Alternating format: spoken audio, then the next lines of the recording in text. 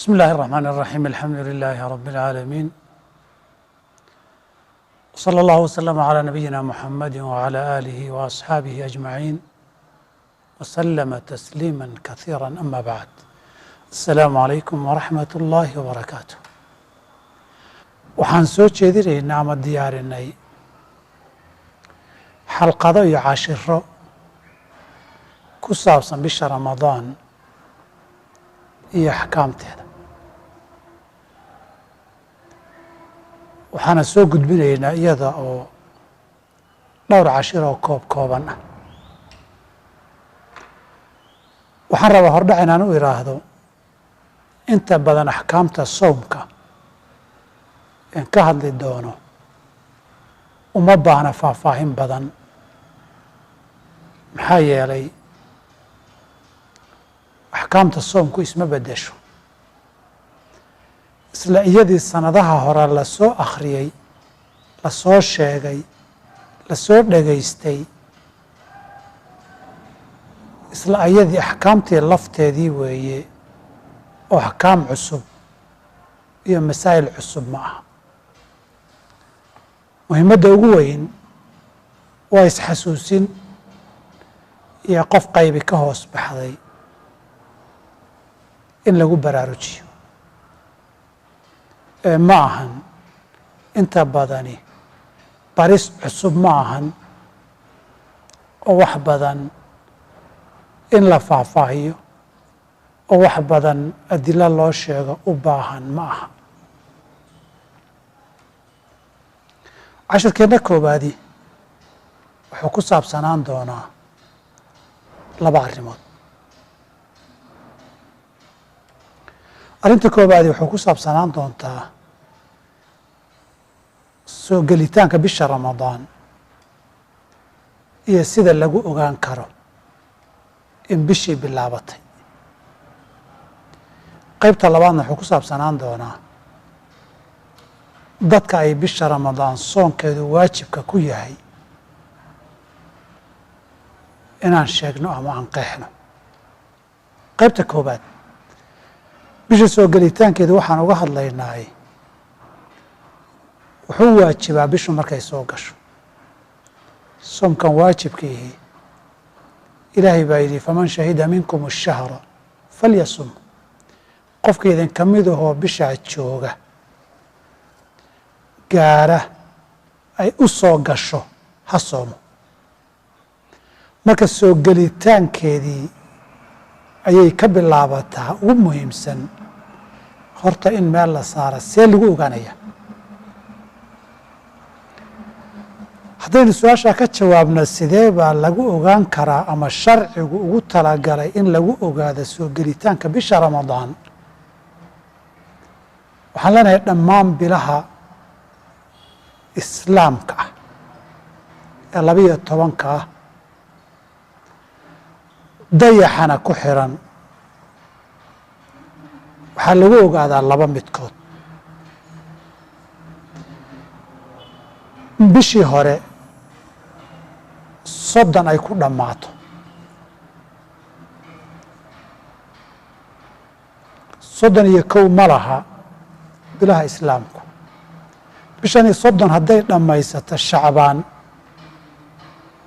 ama sidoo kale Ramadaanka laftiisu 30 uu dhammaysto ama bishii Rajab ee hore ay 30 dhammaysatay maalinka 30ka xigaayi waa kowdii bishii kale waa uma baahna aragti umana baahna dayday haddaan bishu inay dhammaatay muran ka jirin saa darteed qodobka koowaad waxaa lagu ogaadaa in bishu 30keedu dhammaado qodobka labaad waxaa lagu ogaadaa in habeenka 30aad bishii kaloo bilatay la arko oo ay bishii dhalato labada arrimood buu nabigu ururiyey sala allahu alayh alih wasalam oo uu yidhi suumuu liru'yatihi wa aftiruu liru'yatihi ku sooma aragtida bisha kuna afuro aragtida bisha bisha haddii la arko tii kale soddonkeedii 28 iyo 29 ta kale lama raadiyo bishu 29 kama yara 30 kama badna waxa aragtida u baahan waa habeenka soddonaad oo yowmu shakiga la yiraahdo way haddii aad aragti ku sooma aragtina bisha aakhirkeeda ku afura fa in ghumma calaykum haddii laydinka qaryood arki kari weydaan habeenkii soddonaad in bishii kala dhalatay faakmilu ciddata shacbaana 30 bisha shacbaan tiradeeda 30 buuxiyoo dhammaystira hadda dhammaystirnaana bisha shacbaan waa dhammaatay ramadaankii baa soo galay saas darteed haddii habeenka soddonaad la arko waa lagu soomayaa haddii habeenka soddonaad la arki waayo soddonkaa la dhammaystirayaa kadibna waa la soomayaa taasi waa qeybta koobaad ee sugiritaanka iyo sugnaanshaha bisha ramadaana qaybta labaadi waa qaybta xigtee ah soonku yuu ku waajibaa soonku yuu ku waajibaa oy waajib ku tahay inay soomaan markii ereyga aynu nidhaahno soonku yuu ku waajibaa inuu soomo yuu ku waajibaa baynu laba macno u kala qaadaynaa waajib guud iyo waajib hadda oo gaara dadna si guud ha ugu waajibo laakiin hadda inay soomaan waajib kuma aha laakiin bedelkii baa laga doonayaa oo waajiba dadna hadduu waajib ku yahay inayba soomaan waajibka guud waa qofkii dhowrka tilmaamood ee soo socda laga helo kow waa inuu muslim yahay laba waa inuu qaangaar yahay saddex waa inuu caqli iyo garasho leeyahay afar waa inuu awoodo qof awooda oo soomi kara waa inuu yahay saddex afartaasi waa waajibka guud qofkii laga helo waa inuu muslim yahay markaan nidhaa qof aan muslim ahayn soon lama faro waajib buu kugu yahayna lama dhaho wuu kuu shaqayn karaa guriguu joogi karaa ganacsi baa idinka dhexayn kara shirkad buu kaaga shaqayn karaa qaraabaad noqon kartaan qofka gaalka ihi soonkaa waajib kugu ah lama dhaho haddana lama yidhaahdo soon lama yidhaah hadduu soo islaamana qalee lama yidhaahdo kalaba waxaan waa inuu qaangaar yahay carruurtaan weli qaangaadhin soonku waajib kuma aha xataa hadday garasho leeyihiin oy soomaan way fiican tahay laakiin hadda waajib baan ka hadlaynaaye ilaa ay qaan gaadhaan waajib kuma aha hadday ka tagaanna soo qallaya la dhihi maayo caqli inuu leeyahay markaan leenahay waxaan uga jeednaa qof maskaxdiisu iyo garashadiisu ay joogto waa inuu yahay usan caqli lahayn waa ilmo yar oon kala garasho gaadhin waa qof waalan waa qof waa yeelay oo caqligii tegey sababtaa waalidii iyo caqliga tegay sabab kastaba ha keentee usan caqliba jirin waxba waajib kuma aha waa inuu awoodo markaan leenahay qofkaan awoodin haddana awoodin baan u jeednaa dibna aan ka awoodin da-da waayeelka ah iyo duruufo xanuun qof qaba oo inuu ka darsado maahane inuu ka soo doogo ama ka soo reeyo aan inta la garanaya rajo laga qabin dadkaasi waxa uu soomba waajib kuma aha mid fidyo bixiye midaan bixinba soonku waajib kuma aha qayb labaadoo waxaa jirta dadka si guud waajib buu ugu yahay laakiin hadda waajib kuma aha markay soo gashay bishaa inay soomaan waynay soomi karaan hadday awoodaan